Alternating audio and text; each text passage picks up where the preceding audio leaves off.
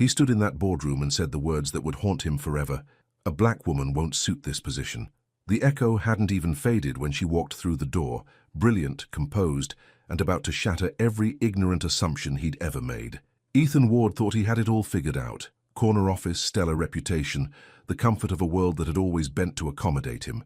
But Naomi Clark didn't come to accommodate anyone. What he didn't know that morning, what he couldn't possibly imagine, was that his casual prejudice had just set in motion a reckoning that would cost him his career, his pride, and force him to choose between the life he knew and the woman who would teach him what love actually means.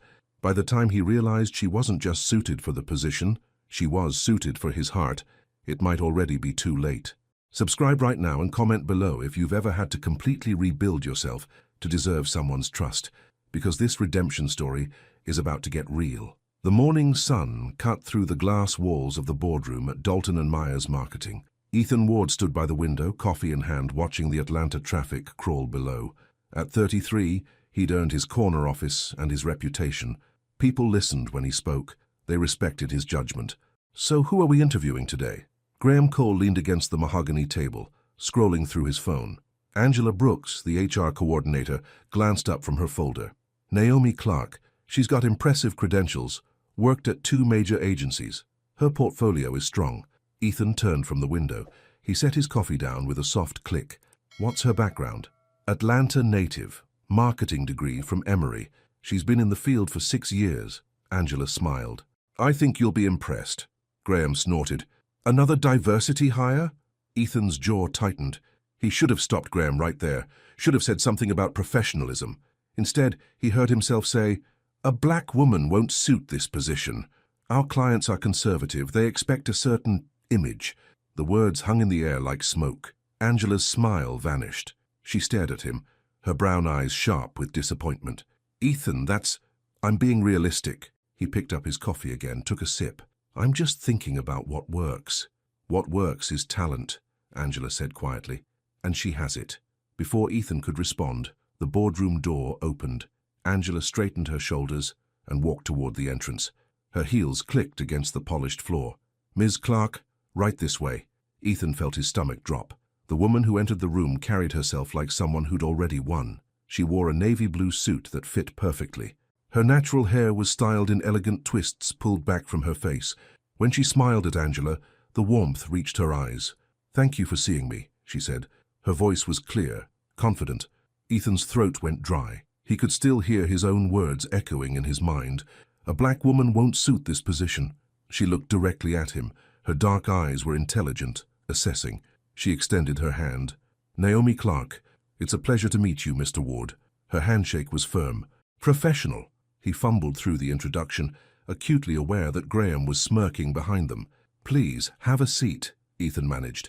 Naomi sat across from him, her posture perfect. She placed her leather portfolio on the table between them. Everything about her screamed competence.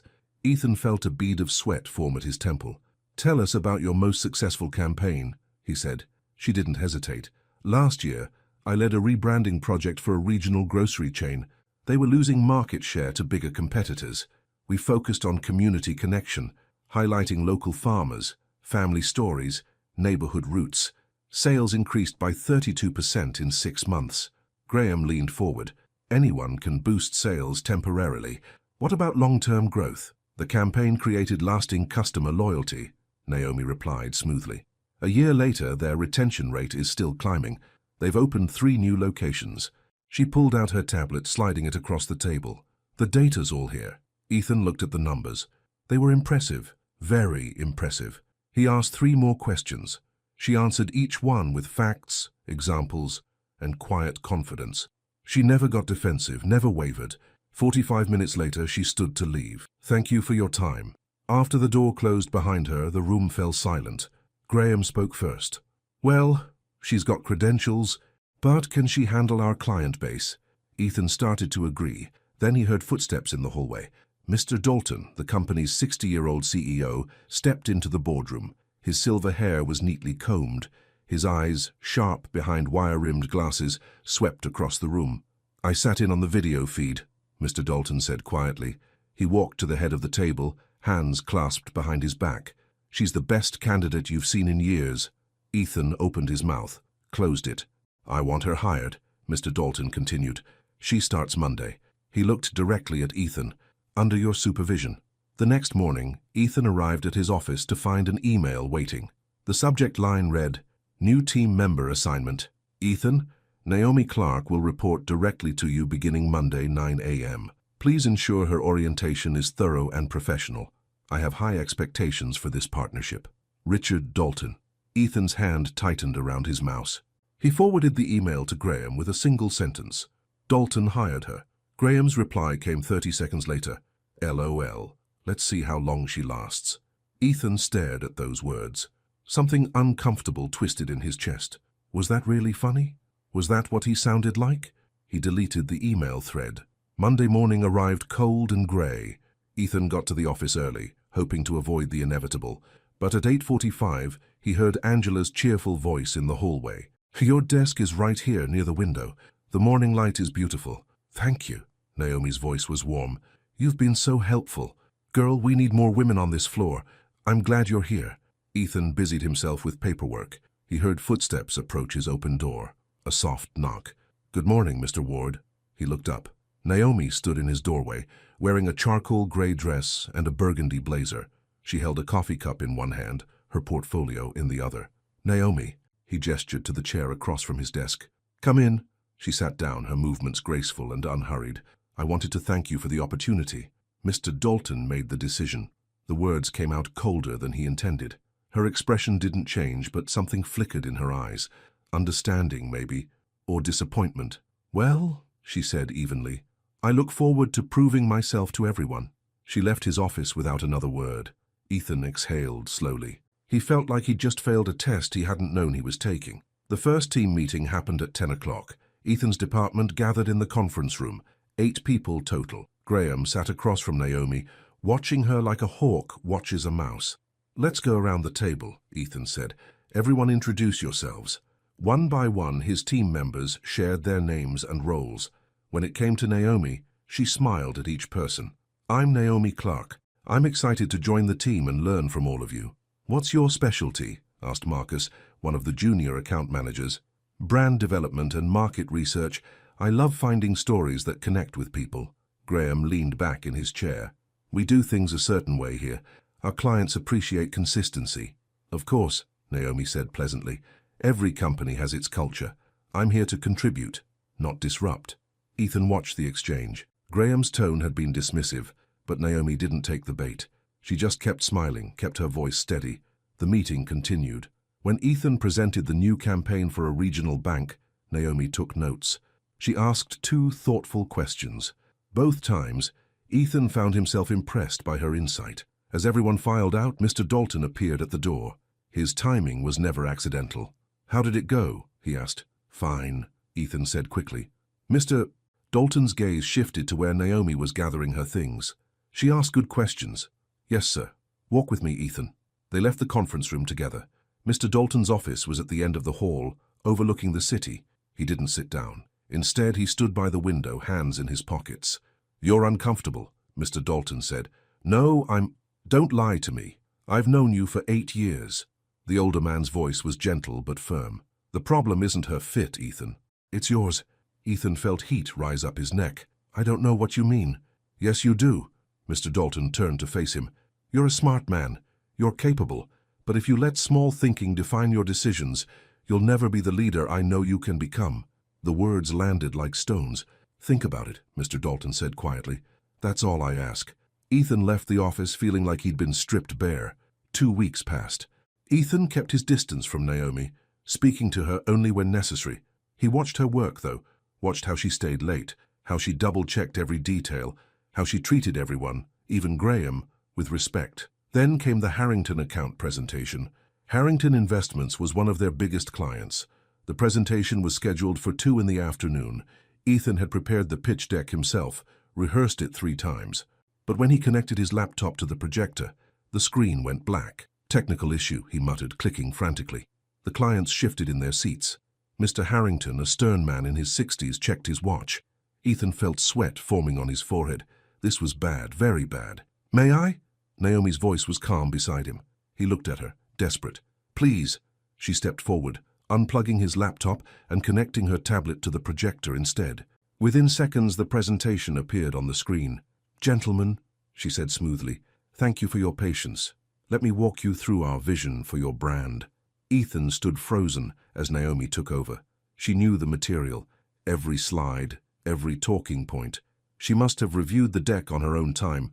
Her delivery was confident, but not arrogant. She made eye contact with each client. When Mr. Harrington asked a tough question about ROI, she answered with specific numbers and projections. 20 minutes later, the clients were nodding, smiling. "Impressive work," Mr. Harrington said as he shook Naomi's hand. "You've got vision." After the clients left, the room emptied. Ethan stood alone with Naomi by the conference table. "Thank you," he said quietly. She began packing up her tablet. "It's my job. You saved the account. We're a team. That's what teams do." She looked at him then, really looked at him. Her eyes were kind but direct. "You would have done the same for me. Would he have?" Ethan wasn't sure. The question haunted him as he walked back to his office. That night, long after everyone else had gone home, Ethan sat alone in the dark. The city lights glowed beyond his window. He replayed the presentation in his mind, watched Naomi's calm composure, remembered how she'd stepped in without hesitation. "She handled it better than I did," he whispered to the empty room. The admission felt like opening a door he'd kept locked for too long. The next morning, Ethan arrived at work with a strange feeling in his chest. Something like determination, something like shame. Angela caught him by the elevators. "Did you hear? Mr. Dalton wants you and Naomi to collaborate on the Morrison proposal. Together." "Yep. He sent the assignment this morning." Angela grinned. "Should be interesting." Ethan found Naomi at her desk, already reviewing files. She looked up when he approached. "Morning," he said. "Good morning." Her tone was professional, polite, nothing more. "I saw the Morrison assignment. Want to grab a conference room and start brainstorming?" She studied him for a moment, as if trying to decide if this was genuine. Finally, she nodded. "Sure, give me 5 minutes." They worked together for 3 hours. At first, the conversation was stiff. Ethan suggested ideas. Naomi built on them or offered alternatives. He found himself correcting her tone on a tagline, more out of habit than necessity. "The word revolutionary feels too aggressive," he said. She looked at him steadily. "The data shows that younger consumers respond to bold language. Morrison wants to reach millennials. This word tests well with that demographic." He opened his mouth to argue, stopped. She was right. The research backed her up. "Good point," he said instead. Something shifted in her expression. Not quite a smile, but close. They took a break around noon. The building had a small cafe on the ground floor. Ethan bought coffee from the same vending machine Naomi used. They ended up standing side by side, waiting for their cups to fill. "How are you finding the team?" he asked. "Everyone's been professional." The careful wording wasn't lost on him. "Graham can be difficult. I've worked with difficult before." She retrieved her coffee, added cream. "I'm here to do good work. That's what matters." They walked back to the elevator together. The conversation felt lighter than before.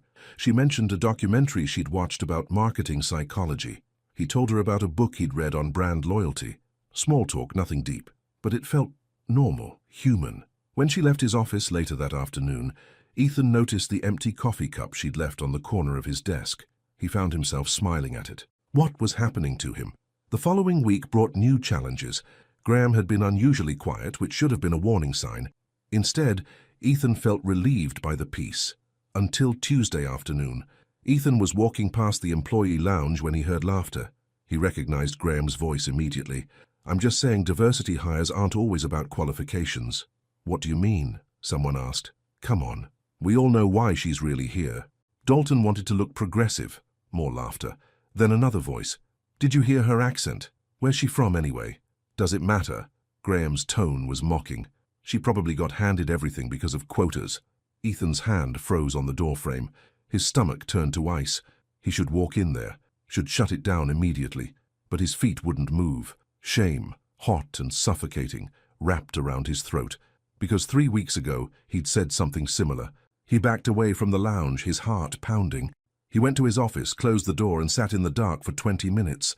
That evening, as people were leaving, Ethan saw Naomi gathering her things. Her movements were slower than usual.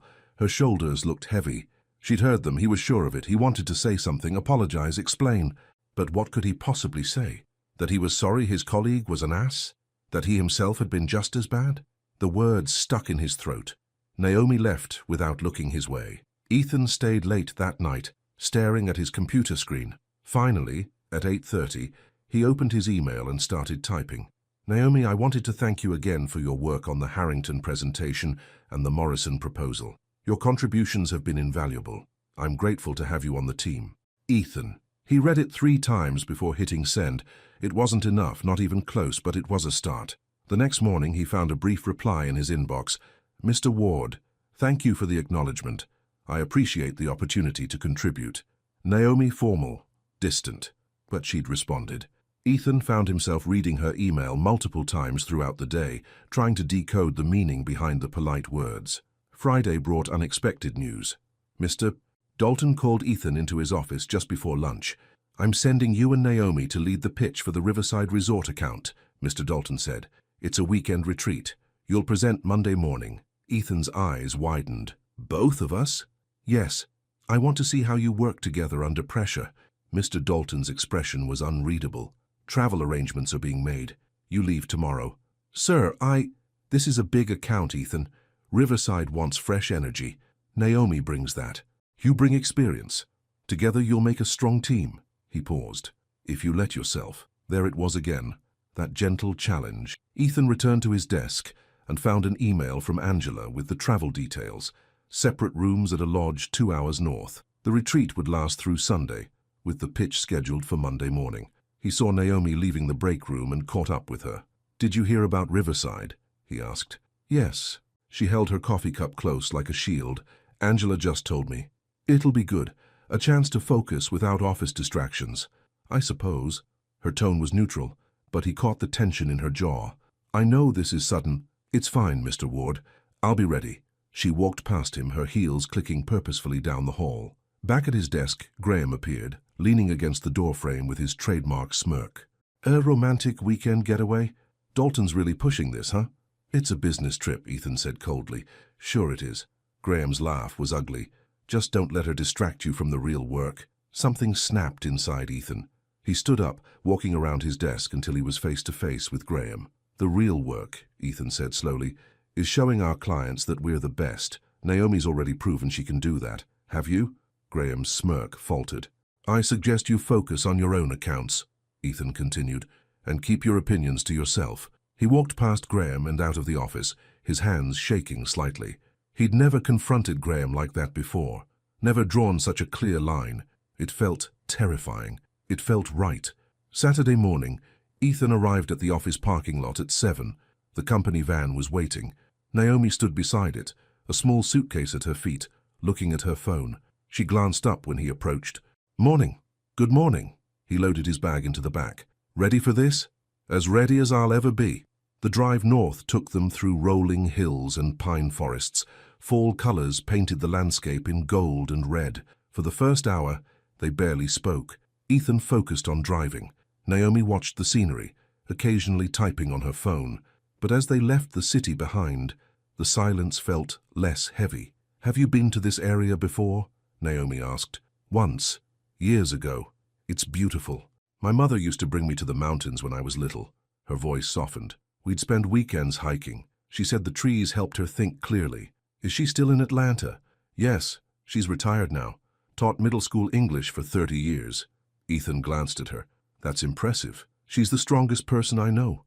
Naomi's smile was genuine now, unguarded. She raised me alone after my father left. Never complained. Just kept pushing forward. That takes courage, Ethan said quietly. It does. She looked at him then, really looked at him. She taught me that respect isn't given. It's earned. Every single day. He heard the echo of her earlier words. Respect is expected, not rewarded.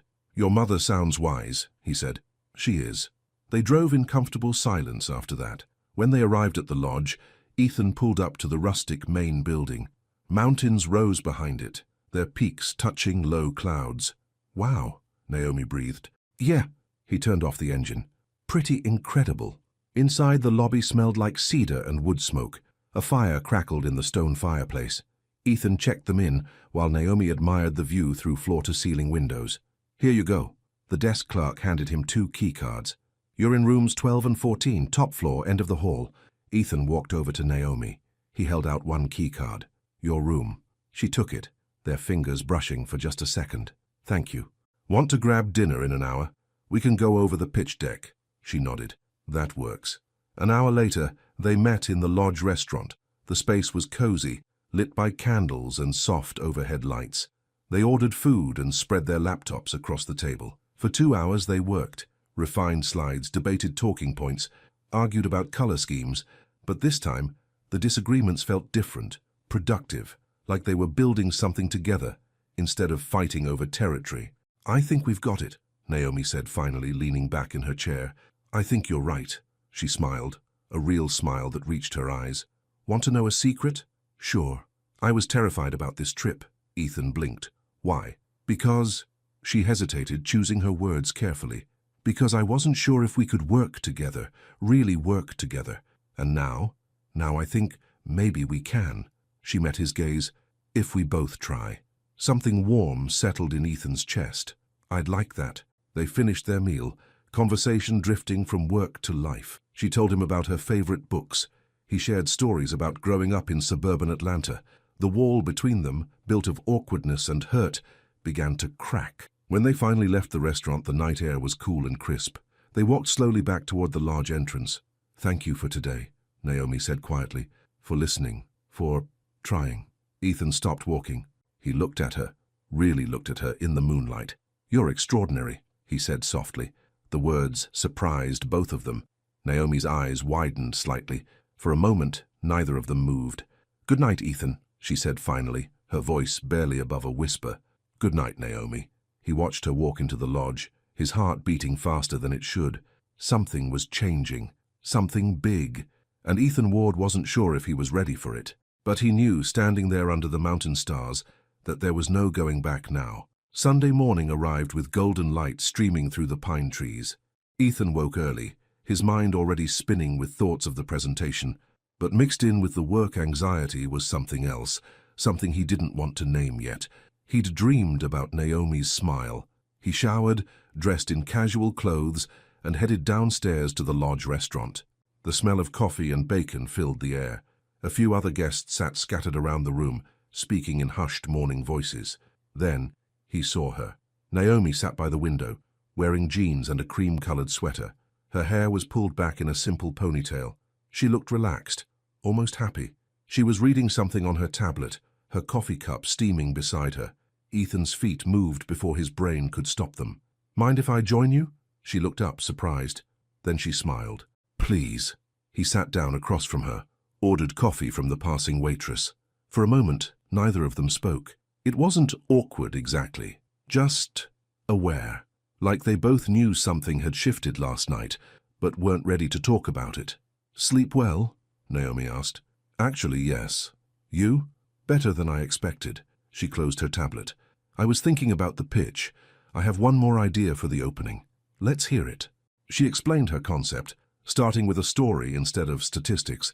A narrative about a family choosing Riverside Resort for their reunion, making it personal before diving into the business details. That's brilliant, Ethan said. It hooks them emotionally right away. You think so? I know so.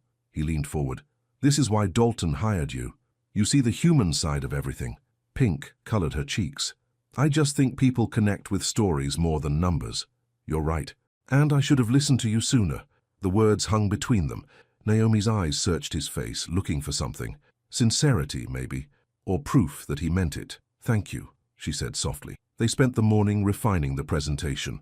They found a quiet corner of the lodge's business center, a small room with a fireplace and comfortable chairs. They worked side by side, laptops balanced on their knees. Around noon, Naomi started telling a story about her mother, without even realizing she was doing it. When I was 12, my mom lost her job, Naomi said, eyes distant. Budget cuts. She'd been teaching for 15 years, and suddenly it was gone. We had maybe 2 months of savings. Ethan stopped typing. He listened. I remember coming home from school one day and finding her at the kitchen table. She was crying. I'd never seen her cry before. Naomi's voice grew quieter. I asked if we'd be okay. And you know what she said? What? She said, baby, we're always okay because we have each other. Money comes and goes, but family, that's forever. Naomi smiled at the memory. She got another teaching job 6 weeks later, but that moment stuck with me. It taught me what real strength looks like. Ethan felt something crack open in his chest. She sounds amazing. She is. Naomi looked at him. She sacrificed everything for me. Made sure I had opportunities she never got. That's why this job matters so much. Why any job matters. I want to make her proud. I think you already have, Ethan said quietly. Their eyes met, held. Something passed between them. Understanding, connection, maybe something more. Naomi cleared her throat and looked back at her laptop. We should probably keep working. Right. Yes, of course. But Ethan couldn't focus anymore. He kept replaying her words. Kept seeing the love in her eyes when she talked about her mother. Kept thinking about how wrong he'd been. About everything. That evening, they decided to take a break from work. The lodge offered a short hiking trail that looped around a nearby lake. Naomi suggested they walk before dinner. The path was easy, covered in fallen leaves. The air smelled like earth and pine. They walked slowly, not rushing. Can I ask you something? Naomi said after a while. Anything.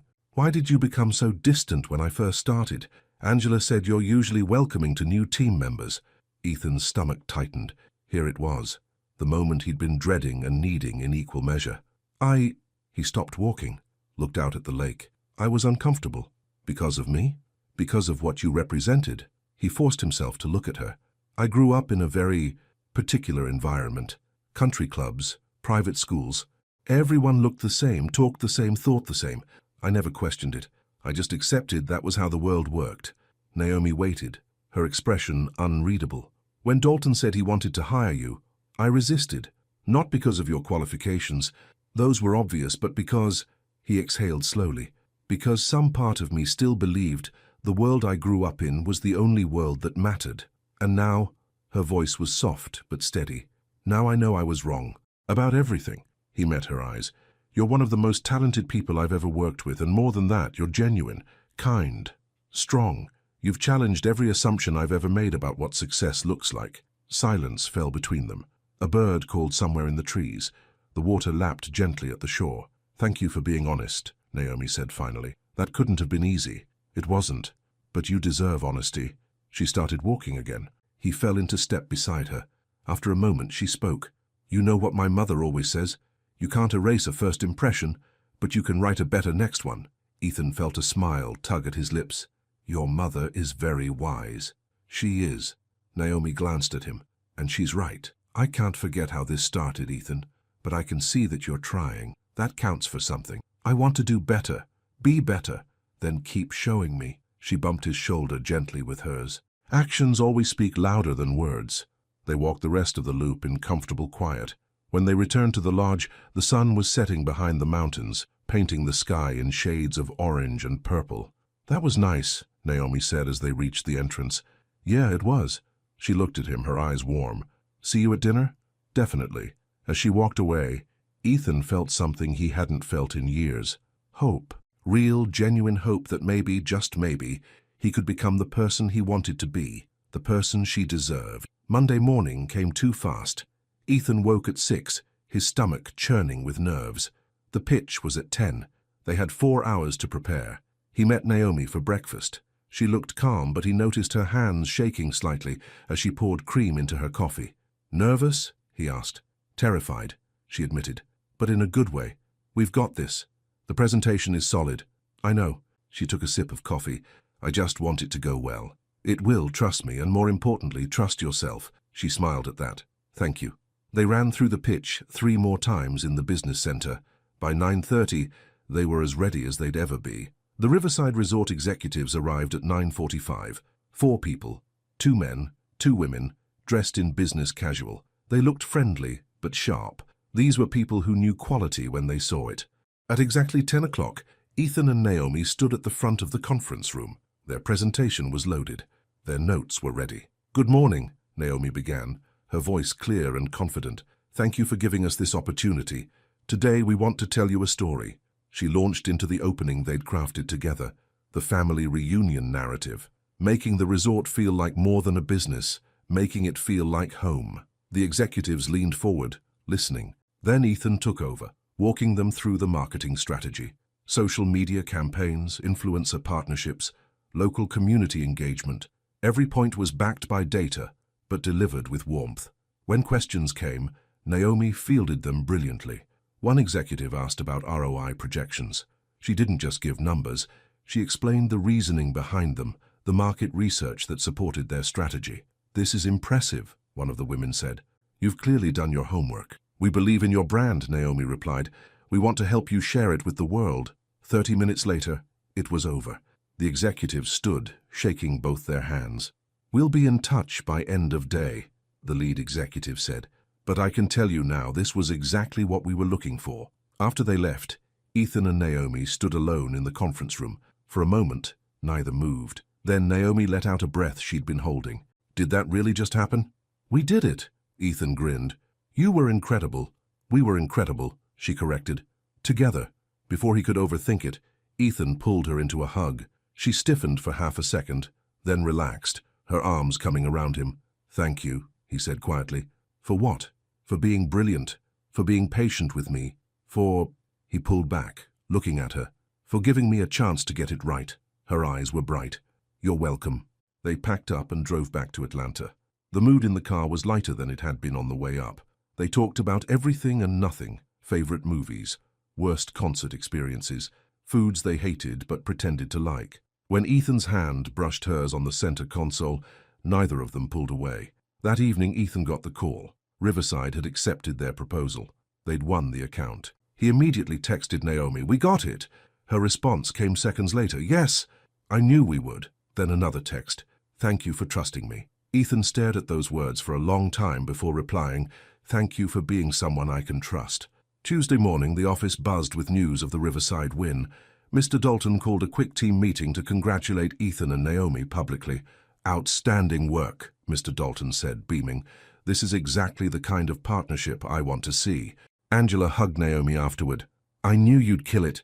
"We both did," Naomi said, glancing at Ethan. But not everyone was celebrating. Graham watched from across the room, his expression dark. He left the meeting without saying a word. That afternoon, Ethan and Naomi worked together on follow-up materials for Riverside. The office felt different now, lighter. People smiled at Naomi as they passed her desk. A few co-workers stopped to congratulate her personally. Around 3 o'clock, Ethan suggested they grab lunch outside. "Too much energy in here, need some fresh air." They walked to a small cafe 2 blocks from the office. It was a hole-in-the-wall place with amazing sandwiches and mismatched furniture. They ordered at the counter and found a table by the window. "So," Naomi said, unwrapping her sandwich, "tell me something I don't know about you." "Like what?" "Anything. Favorite food, childhood dream, secret talent." Ethan laughed. "Secret talent? I don't know if I have one." "Everyone has one." He thought about it. "I can juggle." "You're kidding." 3 balls. Learned it at summer camp when I was 11. He grinned. "Never had much use for it in the corporate world." Naomi laughed, a real, genuine laugh that made her whole face light up. "I would pay money to see that." "Maybe someday." He took a bite of his sandwich. "Your turn. Secret talent." "I can quote the entire opening monologue from The Lion King." "Prove it." She did, word for word, complete with hand gestures. People at nearby tables turned to look. Ethan couldn't stop smiling. When she finished, he shook his head in amazement. "That's incredible. My mom and I used to watch it every Sunday when I was little. I probably saw it 100 times. She sounds like a great mom. The best." Naomi's expression softened. "She's wary of you, though." Ethan's smile faded. "She knows about me?" "I told her about the job. About everything." Naomi met his eyes. "She said some men apologize because they're caught, others because they've changed. She told me I'd have to figure out which one you are. And have you?" "I'm starting to." She reached across the table, her hand covering his for just a moment. "You're changing, Ethan, I can see it." His throat felt tight. "I hope so." They finished lunch and walked back to the office slowly. The autumn air was crisp, leaves crunching under their feet. When they reached the building entrance, Ethan opened the door for her. She paused in the doorway. "Thank you. For lunch? For everything." She smiled. "I think we might actually be friends now." Friends. The word should have felt good. It did feel good. But some part of Ethan wanted more. He wasn't ready to admit it yet, but the feeling was there, growing stronger every day. "Yeah," he said. "I think we are." Wednesday afternoon, everything fell apart. Ethan was in a meeting when his phone buzzed. A message from Angela. 911, come to your office now. He excused himself and hurried down the hall. When he entered his office, he found Mr. Dalton standing by the window, his expression grim. Angela sat in one of the chairs, wringing her hands. "What's wrong?" Ethan asked. "We have a problem," Mr. Dalton said quietly. "Confidential client data was leaked. The Morrison account." Ethan's blood ran cold. "How?" "We're investigating, but—" Mr. Dalton turned to face him. "Graham is claiming Naomi was the last person to access the files. That's impossible. She would never—" "I know." Mr. Dalton held up a hand. "But we need to handle this carefully. There's going to be a team meeting in 20 minutes. HR will be present." The meeting was brutal. Graham stood at the front of the conference room, presenting his evidence with cold precision.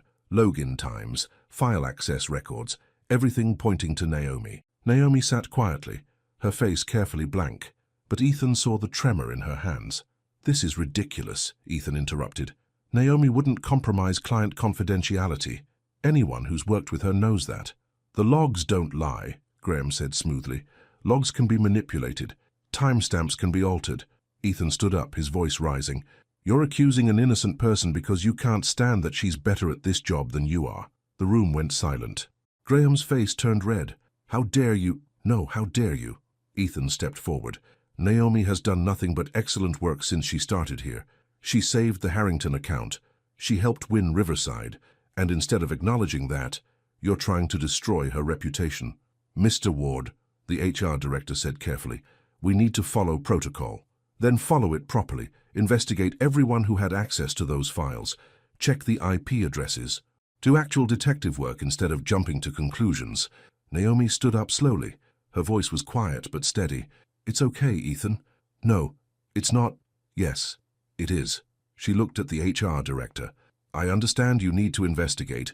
I'm happy to cooperate fully. But I want it on record that I did not leak any confidential information." "Noted," the HR director said. Mr. Dalton spoke up. "We'll suspend the investigation until we have more concrete evidence. Everyone back to work." The room emptied slowly. Ethan caught up with Naomi in the hallway. "I'm sorry," he said. "Thank you for defending me." Her eyes were wet, but she wasn't crying. "You didn't have to do that." "Yes, I did." He touched her arm gently. "I won't let them treat you like this." She nodded, then walked away toward her desk. Ethan watched her go, his chest tight with anger and helplessness. Later that afternoon, Mr. Dalton called Ethan into his office. "That was quite a show," the older man said. "I couldn't just sit there. I'm not criticizing you." Mr. Dalton gestured for him to sit. "I'm observing. You've changed, Ethan. The man who interviewed Naomi 2 months ago would never have stood up like that. She deserved someone to stand up for her." "Yes, she did." Mr. Dalton leaned back in his chair. "I've already started my own investigation. Between you and me, I don't think Naomi had anything to do with this leak." "Then why?" "Because I need proof before I can act. Corporate politics are delicate." He fixed Ethan with a serious look. "But I want you to know. I see what you're doing, and I'm proud of you." The words landed heavy and warm in Ethan's chest. That evening, Ethan stayed late at the office, going through access logs himself. Something wasn't adding up. The timestamps Graham had shown didn't match the patterns he was seeing in the system. His phone buzzed. A text from Naomi.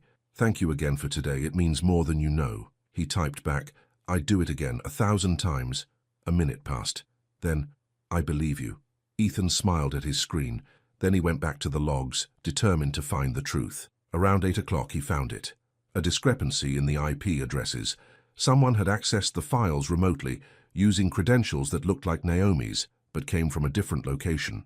He forwarded the information to Mr. Dalton immediately. The next morning, Ethan arrived early.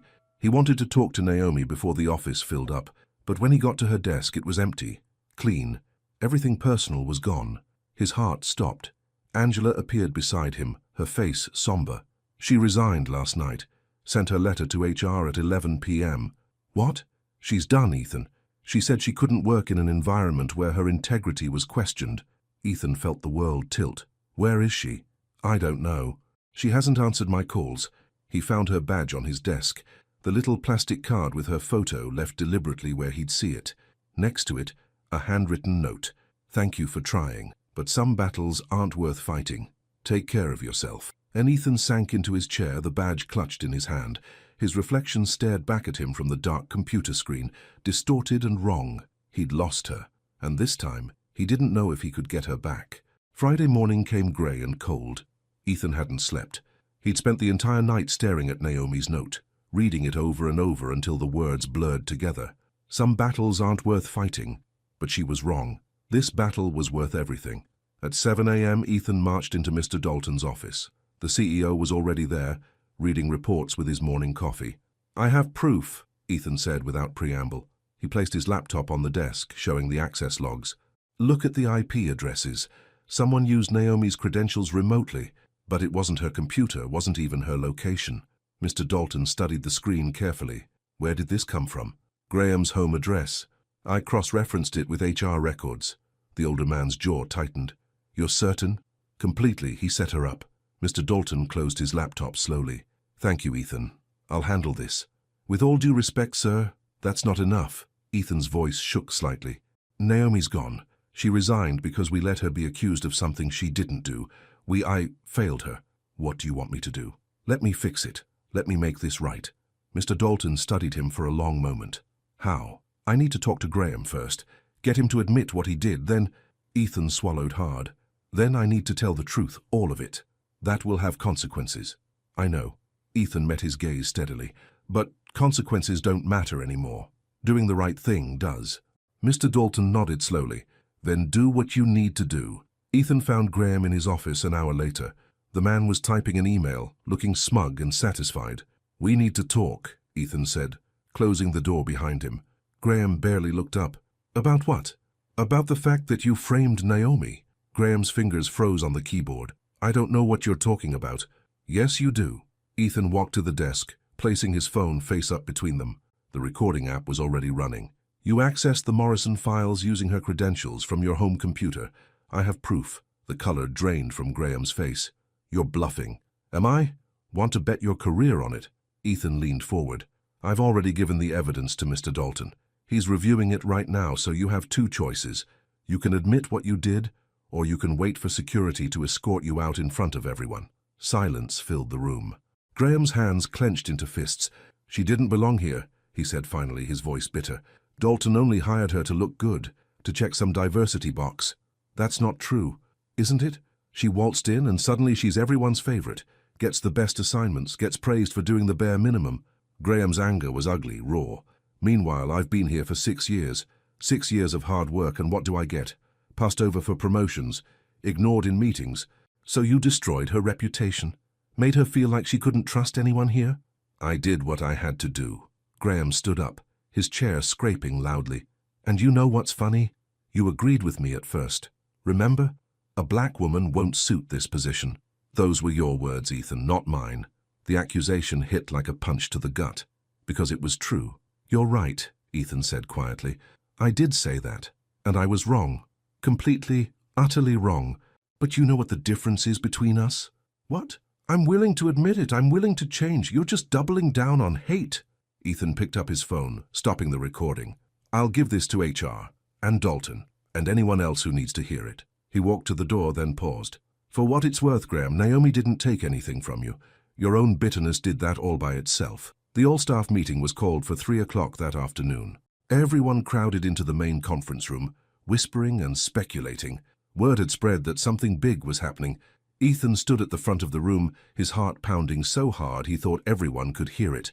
Mr. Dalton sat in the back, arms crossed, watching. Angela gave him an encouraging nod from her seat near the window. "Thank you all for coming," Ethan began. His voice sounded steadier than he felt. "I need to talk to you about something important. About someone important." He took a deep breath. 2 months ago, I said something I deeply regret. I said that a black woman wouldn't suit a position on our team. I said it casually, like it was just an opinion, like it didn't matter. He looked around the room, meeting eyes. But it did matter, and I was wrong. The room was completely silent. Naomi Clark was the best candidate we interviewed. She was brilliant, hard-working, and professional. She saved accounts. She won new business. She made everyone around her better. His voice cracked slightly. And instead of celebrating that, some of us made her feel unwelcome. Some of us questioned her qualifications. Some of us set her up to fail. He pulled out his phone, playing the recording of Graham's confession. Every damning word echoed through the speakers. When it finished, people turned to look at Graham's empty chair. He'd already been escorted out by security. Naomi resigned because we failed her, Ethan continued. Because I failed her. I was her supervisor. I should have protected her, should have made this a place where she felt valued and safe. Instead, I let my own prejudice and cowardice get in the way. He set his phone down. His hands were shaking. I'm resigning, effective immediately. Not because anyone asked me to, but because I need to prove that this isn't just words. Change requires sacrifice. It requires being willing to lose something that matters. Gasps rippled through the room. I hope you'll all learn from my mistakes. I hope you'll do better than I did. And I hope Naomi knows, wherever she is, that she deserved so much more than what we gave her. He walked out of the conference room without looking back. His legs felt like rubber. His chest felt hollow. But for the first time in months, his conscience was clear. He cleaned out his office in 20 minutes. Personal items, a few photos, his favorite coffee mug. Everything else stayed behind. When he walked out of the building with just his briefcase, the autumn wind hit his face like a baptism. He'd lost his job, damaged his reputation, burned bridges, but he'd told the truth, and somehow, that felt like winning. 2 weeks passed like years. Ethan spent his days applying for jobs, going on walks, thinking too much. He'd already had 3 interviews at smaller firms. None of them felt right. Everything felt hollow without her. He'd tried calling Naomi twice. Both times it went straight to voicemail. He'd sent emails, text messages, all unanswered. He didn't blame her. One Wednesday afternoon, he finally worked up the courage to write her a real letter. Not an email, an actual letter, handwritten on nice paper. Dear Naomi, I don't expect you to read this. I don't expect forgiveness. But I need you to know the truth. You changed my life. Not because of anything you said or did deliberately, but because you existed in my world with such grace and strength that I couldn't ignore my own smallness anymore. I grew up believing that success looked a certain way, that it came from certain backgrounds, certain schools, certain families. You proved me wrong without even trying. You showed me that brilliance comes in forms I'd been taught not to recognize. I'm sorry for how I treated you, for the coldness, the distance, the failure to see you clearly from the start. I'm sorry I didn't defend you louder and sooner. I'm sorry I let you walk away thinking you weren't valued. You were valued. You are valued by me, by everyone who truly saw you. I resigned from Dalton and Myers. Graham was fired. The truth came out. But none of that matters if you're not okay. If you don't feel vindicated, if you're hurting. I hope you're building something beautiful in your new chapter. I hope you're surrounded by people who see your worth immediately. I hope you're happy. And I hope someday you can forgive me. Ethan. He mailed it to her last known address. Then he waited. Days turned into more days. No response. He tried to move on. Accepted a position at a smaller marketing firm. The work was fine. The people were nice. But every day felt like going through the motions. Then, 3 weeks after sending the letter, his phone rang. Unknown number. Hello? Ethan Ward? A woman's voice. Not Naomi's. Yes? This is Mrs. Clark, Naomi's mother. His heart stopped. Mrs. Clark, I read your letter. Naomi left it on her kitchen table.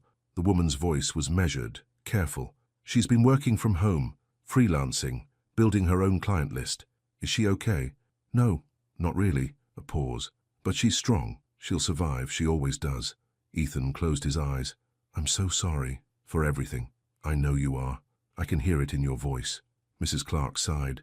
Here's what I need to know, Mr. Ward. Did you apologize because you got caught or because you changed? The question hung in the air. I changed, Ethan said quietly. Or at least I'm trying to. Every single day. Good. Because my daughter doesn't need another person in her life who only says the right things when it's convenient. I understand. Do you? Her voice softened slightly.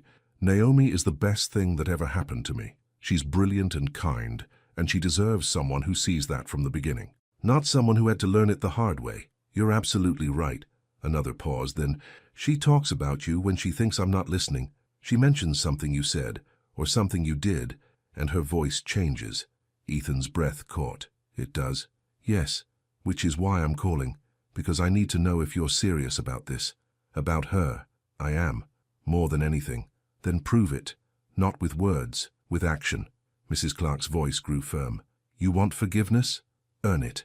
You want her trust? Build it day by day, step by step. How do I start? You'll figure it out. You're a smart man. She paused. But here's a hint.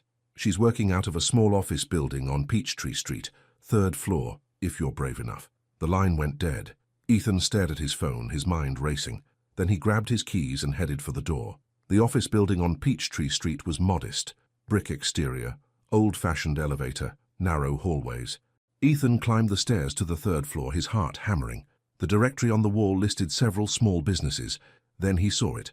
Clark Consulting, Suite 304. He stood outside her door for a full minute, trying to breathe normally. Finally, he knocked. "Come in," her voice called. He opened the door. The office was small but bright. A desk by the window, plants on the shelves, framed photos on the walls. And there, looking up from her laptop, was Naomi. She froze when she saw him. "Ethan." "Hi." He stayed in the doorway, holding a bouquet of white roses. "I'm sorry for showing up unannounced. Your mother gave me the address." "She did?" Surprise flickered across her face. "Can I come in?" She hesitated, then nodded. "Close the door behind you." He did. He walked to her desk slowly, setting the roses down gently. "These aren't a romantic gesture. They're an apology, a real one." Naomi looked at the flowers, then at him. Her expression was guarded. "You didn't need to do this." "Yes, I did." He stayed standing, keeping distance between them.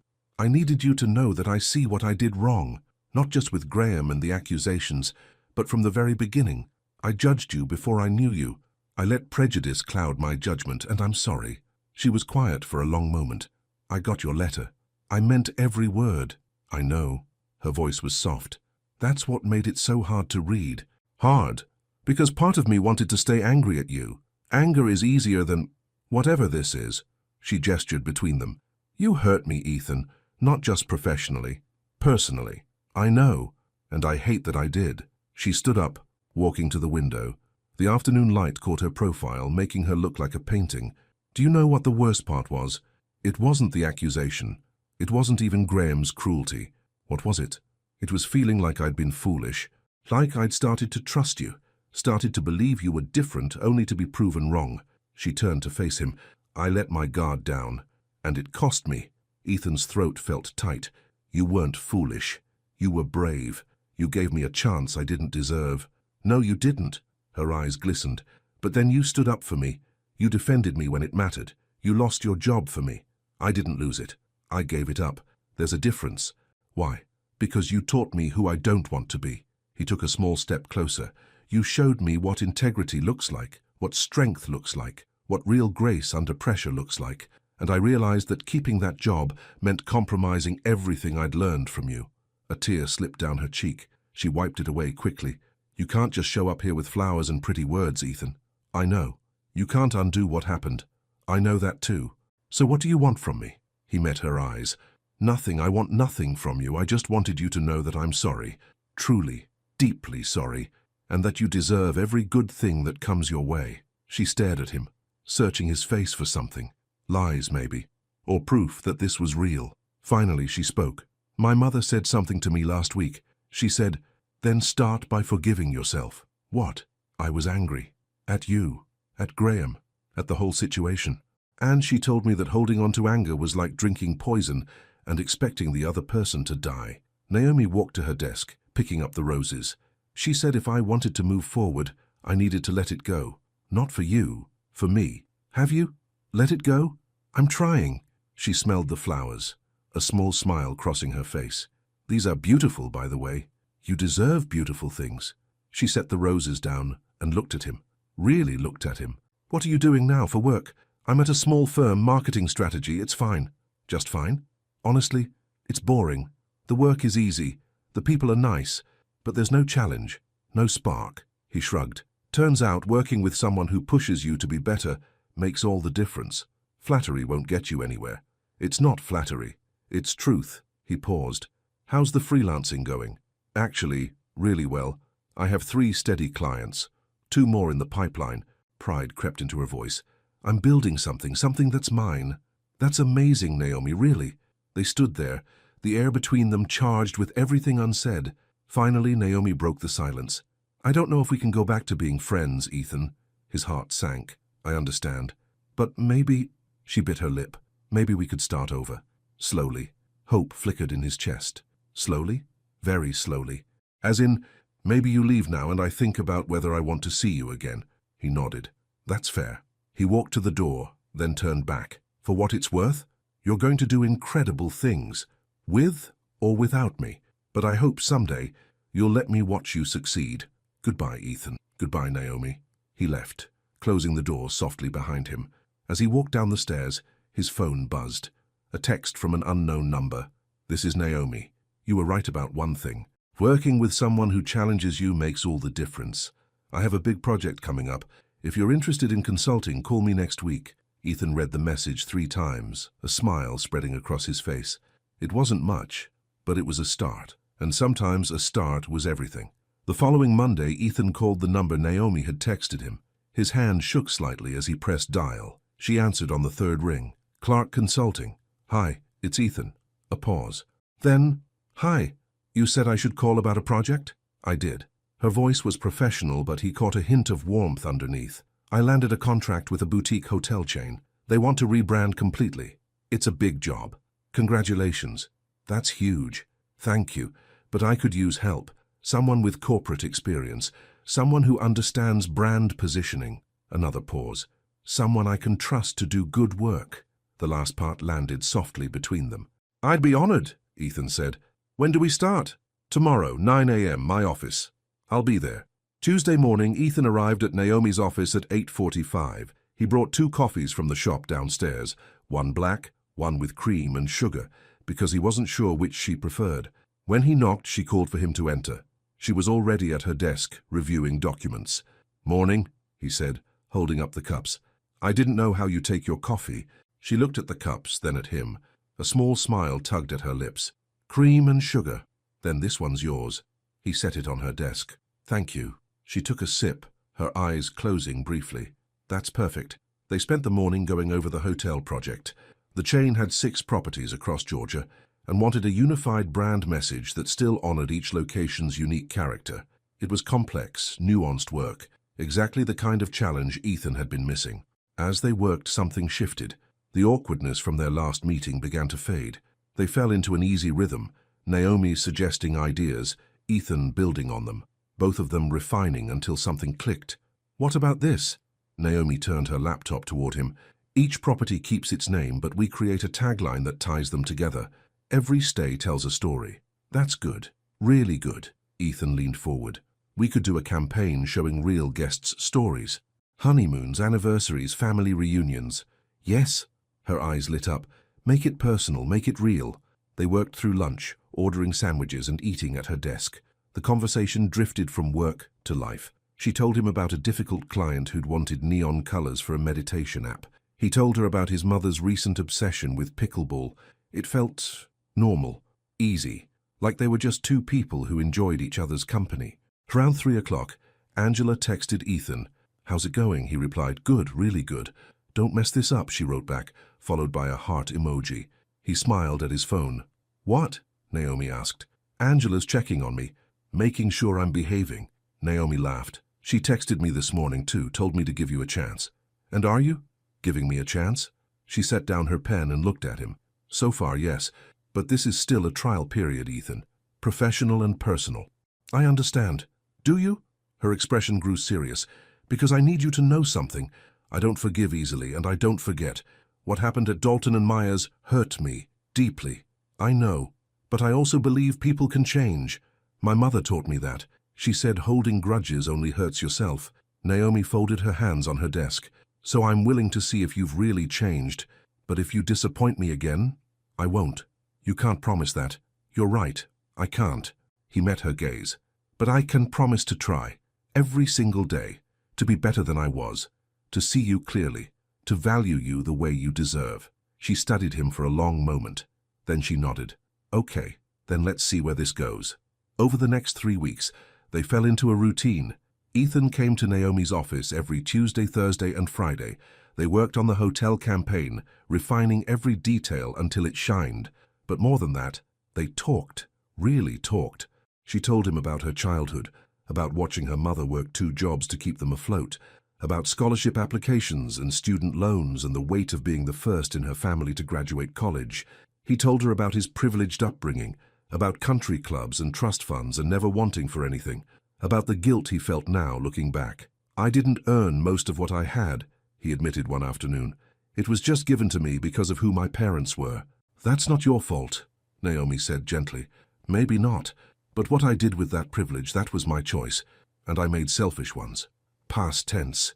You made selfish choices. Present tense. You're doing better. Her words felt like absolution. One Friday, they finished early. The campaign was nearly complete. Naomi leaned back in her chair, stretching her arms above her head. "We did it," she said. "This is good work. It's great work. The client's going to love it." She smiled at him, a real unguarded smile. "Want to grab dinner, celebrate?" His heart skipped. "Really?" "Yeah. I mean, if you're free." "I'm free." They went to a small Italian restaurant 2 blocks away. The place was cozy, with checkered tablecloths and candles on every table. They ordered pasta and wine and talked for hours. At one point, Naomi laughed so hard at one of his stories that she snorted. She immediately covered her mouth, embarrassed. "That was adorable," Ethan said. "It was mortifying. It was human and perfect." He reached across the table, his hand hovering near hers. "Can I tell you something?" "Sure." "These past few weeks, working with you, it's been the happiest I've been in a long time." She looked at their hands, almost touching but not quite. "Me too." "Really?" "Yeah." She pulled her hand back, but gently. "You're different now, Ethan. Softer, more open. You make me want to be better." "That's nice to hear. But you know what's nicer?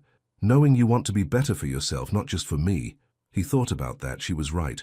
He'd changed because he'd finally seen himself clearly, seen the smallness of his thinking, the harm of his assumptions. Naomi had been the catalyst, but the work was his own. "You're right," he said. "I'm doing this for me, but having you in my life makes it easier." "Good answer." She smiled over her wineglass. "You're learning."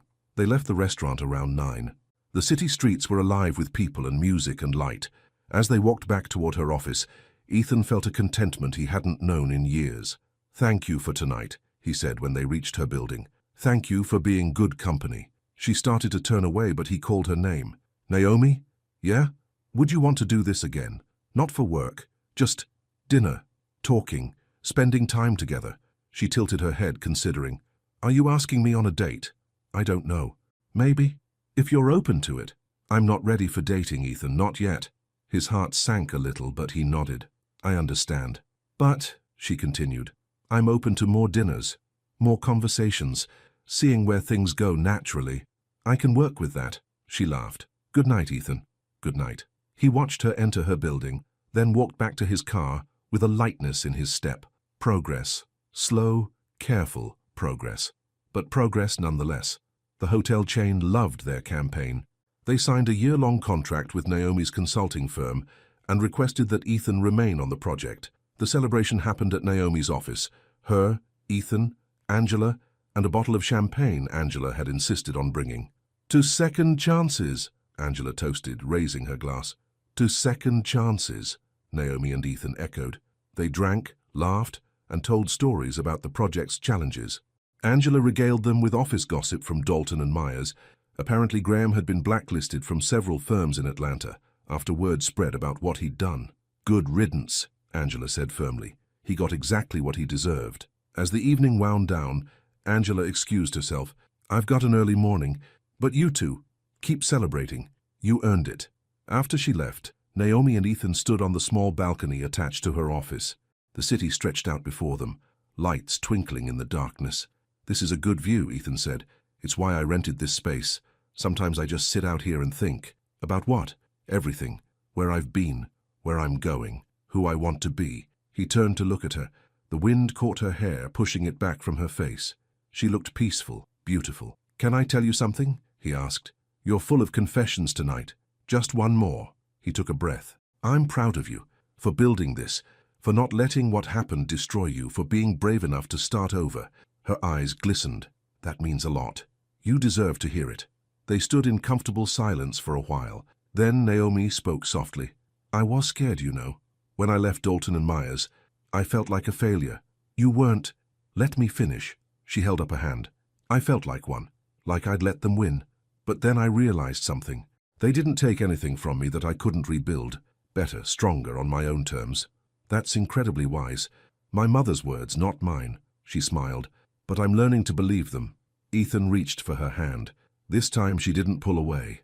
Their fingers intertwined and warmth spread through his chest. "Thank you," he said quietly. "For what?" "For letting me be part of this.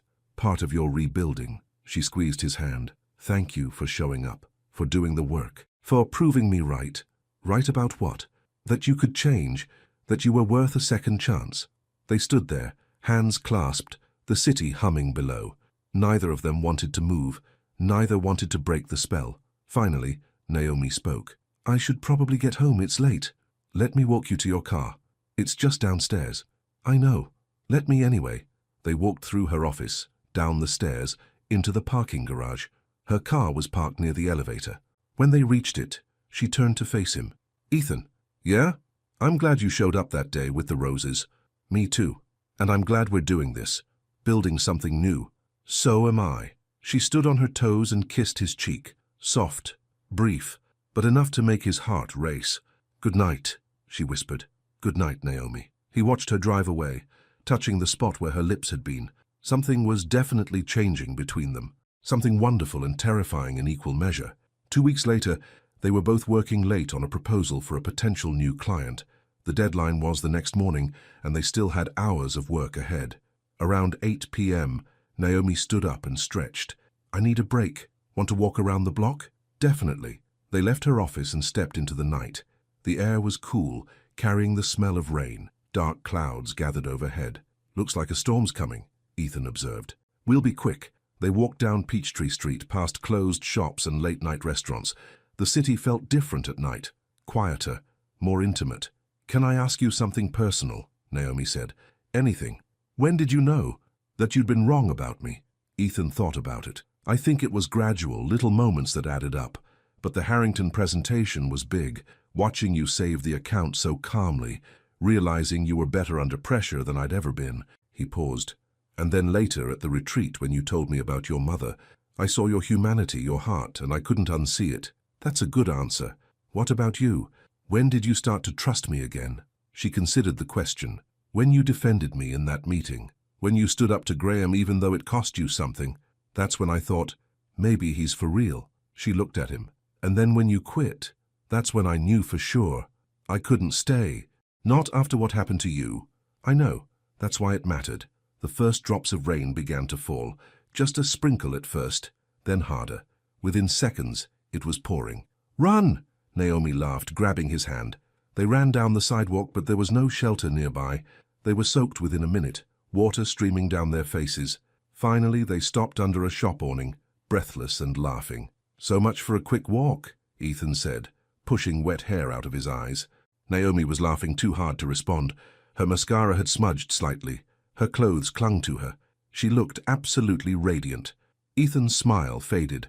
He looked at her, really looked at her, and something shifted inside him, something profound and undeniable. "Naomi," he said softly. "Yeah, I need to tell you something." Her laughter quieted. "Okay, I'm in love with you." The words hung in the rain-soaked air. She stared at him, her eyes wide. "What?" "I'm in love with you," he repeated. "I don't know when it happened exactly. Maybe at the retreat. Maybe before. Maybe the moment you walked into that boardroom and refused to be less than extraordinary." He took a step closer. "I know I don't deserve you. I know I hurt you. But I need you to know that I love you completely, truly. And I want to spend the rest of my life proving that I'm worthy of you." Tears mixed with rain on her cheeks. "Ethan, I'm not asking you to love me back. Not yet. I just needed you to know, because holding it in was killing me." She covered her mouth with her hand, a sob escaping. "You really mean that?" "Every word. I'd say it 1,000 times if you need to hear it. I don't need 1,000 times." She lowered her hand, revealing a trembling smile. "Once was enough. Naomi, stop trying to earn me, Ethan. Stop trying to prove yourself worthy." She stepped closer, rain still falling around them. "Just stay. Just be here. Be honest. Be kind. Be you. That's all I need. I can do that." "Good." She reached up, cupping his face with both hands. "Because I think I'm falling in love with you too, and it terrifies me." "Why?" "Because I swore I'd never let anyone make me feel small again. Never let anyone make me question my worth. I won't." "I know. That's what terrifies me. I believe you. And believing you means being vulnerable. And vulnerability means I could get hurt." He covered her hands with his. I will do everything in my power not to hurt you. But if I mess up, I promise I'll own it. I'll apologize, I'll do better. I won't run, I won't hide, I'll stay and do the work. She searched his eyes. Promise? I promise. She pulled his face down to hers and kissed him, really kissed him, deep and sure and full of everything they'd been dancing around for months. The rain poured harder, but neither of them noticed. They were lost in each other, in the moment, in the rightness of finally letting go. When they finally pulled apart, both were breathing hard. Wow, Ethan whispered. Yeah, Naomi laughed, crying, her forehead pressed against his. Wow, so what now? Now we go back to my office, finish that proposal, and try not to get distracted by the fact that we just confessed our feelings in the rain like a romance movie. He laughed. That sounds perfect. They ran back through the rain, hand in hand, laughing like teenagers. When they reached her building, they were completely drenched. Water pooled on the floor of the elevator as they rode up. We're a mess, Naomi said, looking down at her soaked clothes. The best kind of mess. They finished the proposal around midnight, sitting side by side, occasionally stealing glances and smiles. When it was done, Ethan saved the final version and closed his laptop. We did it. We make a good team, Naomi said. The best team. She leaned her head on his shoulder. I'm happy, Ethan. Really, genuinely happy. And that scares me because it means I have something to lose. You won't lose me. I'm not going anywhere. You better not. She looked up at him. Because I'm all in now. And I don't do anything halfway. Neither do I, not anymore. 6 months later, Ethan and Naomi sat in a small restaurant celebrating. Not a client win, not a project completion, but something bigger. They'd signed the paperwork that afternoon. Their new firm, Ward & Clark Marketing, was officially registered. Equal partners, equal vision, building something together from the ground up. To us, Naomi said, raising her glass. To us, Ethan echoed. They clinked glasses and drank. Around them, the restaurant buzzed with life, but they only had eyes for each other. Your mom called me today, Ethan said. She did? What did she say? She said, welcome to the family, son. Then she invited me to dinner next week. Naomi's eyes widened. She called you son? Yep, I think I passed her test. That's huge. She doesn't hand out that word lightly. I know, I almost cried. Naomi laughed, reaching across the table for his hand. She likes you. She told me last week that she was proud of me for giving you a real chance. I'm grateful every day that you did. Me too. After dinner, they walked to the rooftop terrace of Naomi's office building. They'd made it a habit, coming up here after important moments to talk and reflect. The city spread out before them, endless and bright. Ethan wrapped his arms around Naomi from behind, resting his chin on her shoulder. Remember that first interview? He asked softly. How could I forget? I said something terrible that day, something I've regretted ever since. I know. Want to hear what I'd say now if I could go back? She turned in his arms to face him.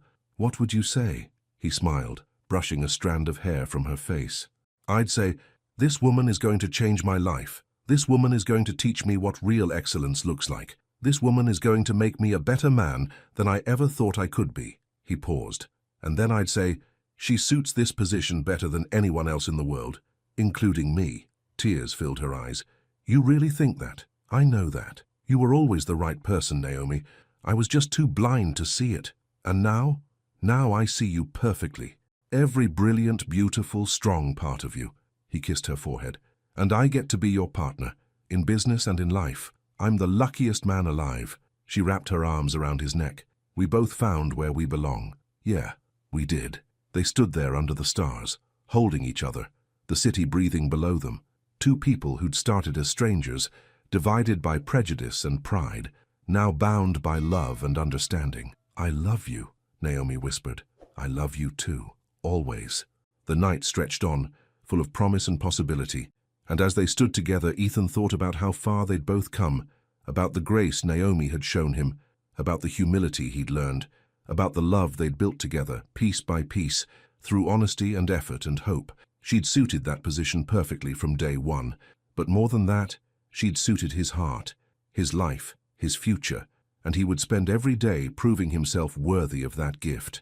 Not through grand gestures or empty words, but through showing up, through listening, through loving her with the same grace she'd shown him.